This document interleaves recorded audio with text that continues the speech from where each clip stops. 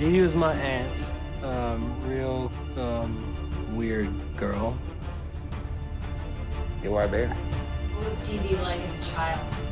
What was Dee Dee like? Dee Dee? She was okay. Welcome down the rabbit hole, friends. We're here because the Gypsy Rose Blanchard case has exploded in the media.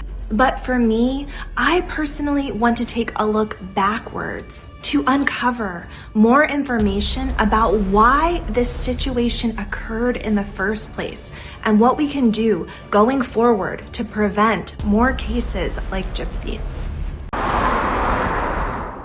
It's Mayberry. We're moving to Mayberry.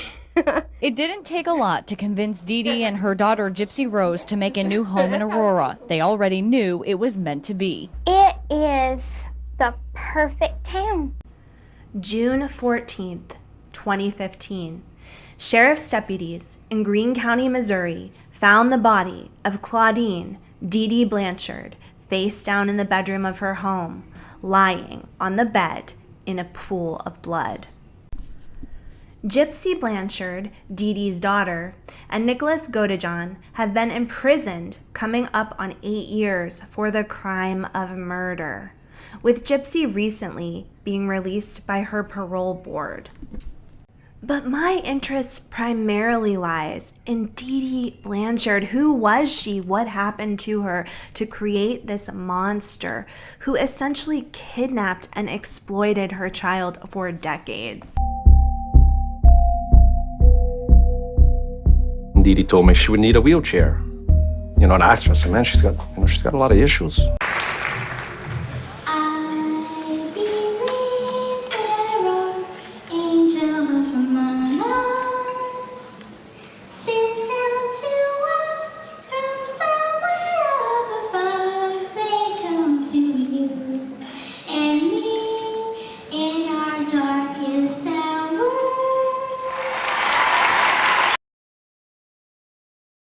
She was something else. She was a very filthy person. If it didn't go her way, she'd see to it that you would pay. And did we pay? So many people are completely unaware of what happened with Dee Dee in her childhood, and they're unaware of what Dee Dee's father and stepmother have had to say in the media. For me, it was shocking to watch them on the documentary Mommy, Dead and Dearest.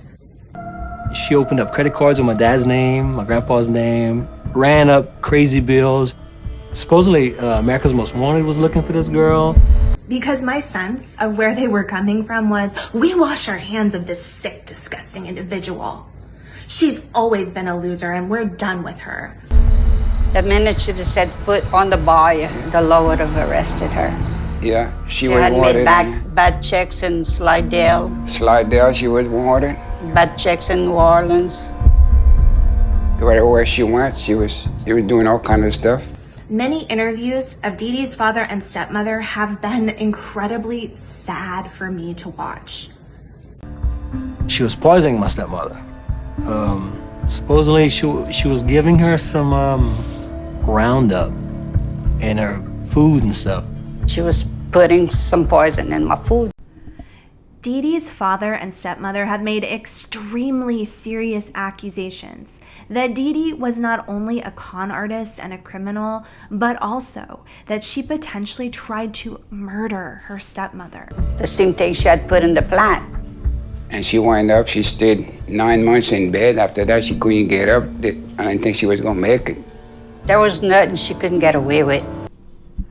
But what strikes me personally as being even more important to the true story of who Dee Dee Blanchard really was is the fact that most of her family describes Dee Dee as being very much like her own mother, Gypsy's grandmother.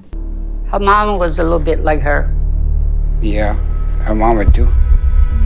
Her mama was a shoplifter and all kind of stuff. Dee Dee's father accuses Emma Petrie, Dee Dee's mother, of being a criminal, stating that she was frequently in and out of court regarding charges of shoplifting and writing bad checks. Emma Petrie's appearance is the carbon copy of what Dee Dee grew into as she became an adult and a mother. I remember time she had to go to court for shoplifting and all that She'd stuff. go to the washateria, she'd steal the people's clothes. She had stolen how much money from your daddy? Oh, when we first got married, she had stole, I think it's $3,000 or $4,000 from my daddy. Emma Petrie lived a life on the edge in so many ways. Her family recalls extreme cons perpetrated for the purpose of financial gain. And unfortunately, it sounds like Dee Dee Blanchard was also used as a pawn in her mother's own criminal enterprises. I think ever since my grandmother died, Dee Dee kind of went off the deep end. Shockingly, and rarely discussed in the mainstream media, Dee Dee's family also questions what role Dee Dee played in the death of her own mother. The day that her mom died, Dee Dee was in the house somewhere and Dee Dee was starving her. Like Dee Dee wasn't giving her anything to eat. The family believes that Dee Dee was mistreating Emma once Emma became too old and feeble to fight back. They accuse Dee Dee of starving her mother towards the end of her life. But that's not all. I asked her sister, I was like, I hate to ask this, but you think Dee Dee had anything to do with her mom's death? And she, said, now I wonder. That's how evil she was. Dee Dee's family has come to believe that Dee Dee contributed in more than one way to the suffering, torture, and death of her own mom, especially considering the accusations Dee Dee's stepmother has made about Dee Dee attempting to poison her. To leave your mama dirty and asking for food and not want to feed her. Yeah. That's evil.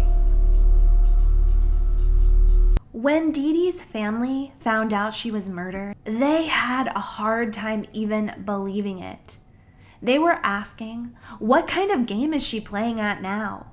Not realizing this was truly the final end of all of Dee Dee's games. I was like, who did Dee Dee piss off now? What kind of shit did Dee Dee get into? Because I figured that one day she pissed off somebody to that point, And I actually did think that it'd probably be Gypsy, Once this family found out that Gypsy had murdered her own mother, they honestly weren't surprised. And whenever we later got the word that Gypsy was fine and she was by her boyfriend's house, we were like, she killed her mom. She finally did it. She couldn't take it anymore, She finally just said, fuck it all. Okay, clearly Dee Dee was not a good person. But one thing that really leaves me taken aback with a lot of these interviews is that this family was aware that Dee Dee was dangerous and that likely Gypsy was in danger because of all of the past events. And yet, we never see anyone make claims of trying to help Gypsy or even trying to get mental health help for Dee Dee herself. Do you think she got what she deserved? According to Gypsy, yes. Yeah, she got what she deserved. Clearly, Dee Dee has been suffering from mental health issues for the great majority of her life, and her relationship with her father and biological mother likely created severe problems within Dee Dee. And all the brothers and sisters don't care about Dee Dee no more. Gypsy, she got cremated. She said, what you want me to do with the ashes?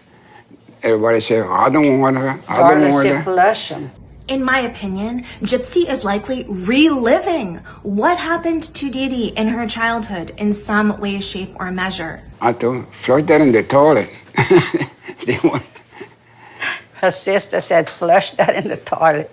And there is evidence that potentially Dee Dee may have suffered at the hands of her own mother, who may have also been demonstrating some of the behaviors of Munchausen's by proxy syndrome. Get that, they said, we can't afford it. I said, flush it in the toilet.